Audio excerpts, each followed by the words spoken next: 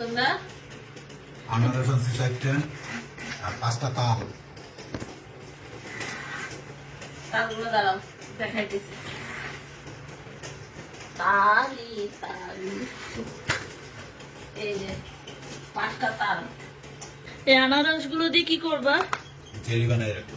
Jelly, আনারসের jelly.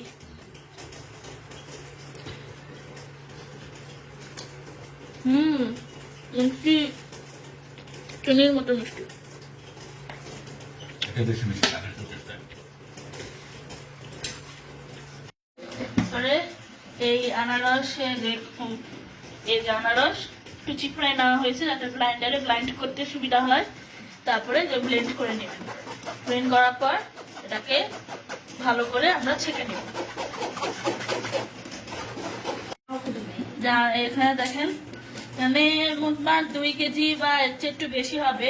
আর এই আনারসে actually extra পানি দেওয়া লাগে না, কারণ আনারসে প্রচুর পরিমাণে যে এটা জুস থাকে, এটা আপনার নিজেরই একটা পানি থাকে, যার কারণে এটা ব্লাইন্ড করতেও মানে ব্লেন্ডারে ব্লেন্ড করতেও সমস্যা হয় না। তাহলে এখানে বলতে পারেন যে এটা পুরো একেবারে খাঁটি আনারস, এখানের মধ্যে কোনো রকম ভাবে কোনো দেওয়া নাই। আর ব্লেন্ড করার পর দেখতেছেন কি পরিমাণে ঘন হয়েছে। এখন এটাকে জাল দেওয়া হবে। এই যে এখানে আনারসের এইটা আমরা এই যে চড়াই দিছি, এটা অল্প আছে, আপনাদের এটা জাল দিতে হবে। আজকে দেখাই দিই, এই যে একটা দেখতে পাচ্ছেন নিবু আঁচ, এই আছে এই আনারসটা জাল দিতে হবে। তারপরে এটা আস্তে আস্তে আস্তে করে নাড়াতে হবে। চামচ নিচে আগার পাউডার, এটার মধ্যে একটু পানি দিয়ে এটা মিক্সড করে নিছি। এরপরে যে আনারসের এটা যে ফেনাগুলো আছে এগুলো আস্তে আস্তে আমরা উঠাই দিব। এখানে 2 চামচের মতো আমরা চিনি দিয়ে দিলাম। জেলিতে একটু চিনি বেশি লাগে, কারণ এটা তাহলে থিকনেসটা আসে না আসে। আর আনারসের জেলি যখন বানাবেন তখন একটু মনে রাখবেন যে এখানে একটু 1 চিমটি পরিমাণে লবণ দিতে, কারণ আনারসের যে ঝলসানো একটা স্বাদ থাকে, সেই ঝলসানো স্বাদটা কাটানোর জন্য এই লবণটা একটু দিতে হয়। না হলে এটা মানে চিনিটা দিলে তখন একটা ব্যালেন্স চলে আসে, তাহলে আর ওই ঝলসানো ভাবটা তখন আর ওই আনারসের ভিতরে থাকে না। সেজন্য একটু করে লবণ দিয়ে দিবেন, বেশি না, জাস্ট 1 চিমটি পরিমাণের লবণ দিবেন যাতে ঝলসানো ভাবটা চলে যায়। এখন গুলিয়ে রাখা আগারটা দিয়ে দিব। তবে জেলি বানানোর সময় একটা জিনিস সময় রাখতে হবে, চুলার ধারের থেকে সরা যাবে না, এবং পাশে যে কর্নারগুলো আছে ওগুলিতে সবসময় কাঁচাই দিতে হবে, নাহলে লেগে গেলে ওই যে পুরো আস্তে আস্তে ওটা পুড়ে যাবে এবং ওই পুরা স্বাদটা তখন ওই জেলির ভিতরে ঢুকে যাবে।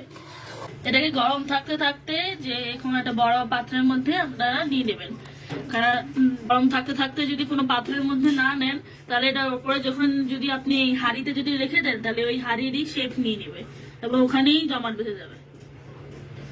এটাকে গরম থাকা অবস্থায় করে নিতে হবে। এরপরে এটা আপনারা রুম টেম্পারেচারে অথবা ফ্যানের সামনে এটা ঠান্ডা করতে দেবেন। এটা ঠান্ডা হইতে হইতে দেখবেন যে এটা জমাট বেঁধে যাবে এবং জেলির মতো হয়ে যাবে। দেখেন বাউন্স করতেছে, ঠিক আছে, যেটা একদম বাউন্স করতেছে, কারণ এটা জ্যাম জেলি আর কি। দেখেন একটা সুন্দর কাঠ দেওয়া গেছে। আমাদের এই জেলি বানানো হয়ে গেছে, এবং এই জেলিটা করার পর আপনারা ফ্রিজে রেখে দিবেন, তাহলে এটা ঠান্ডা হয়ে যাবে তাড়াতাড়ি।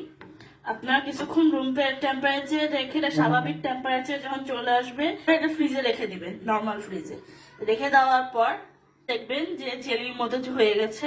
তা আপনারা বুঝে যাবেন যে আপনাদের জেলি হয়ে গেছে।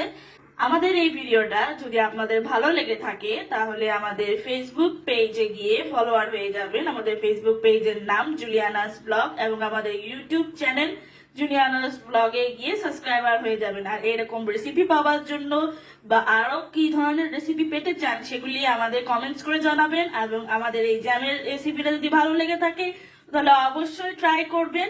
আর এভাবে আপনারা যে কোনো ফল দিয়ে আপনারা তৈরি করতে পারেন। আমি আনারসের দেখিয়েছি, আর আপনারা যদি অন্য কোনো ফল দিয়ে কোনো জ্যাম বা জেলি বানানো দেখাতে চান তাহলে অবশ্যই কমেন্টে জানাবেন, আমরা দেখানোর সর্বোচ্চ চেষ্টা করব। এবং আজকের মতো এখানেই শুভরাত্রি।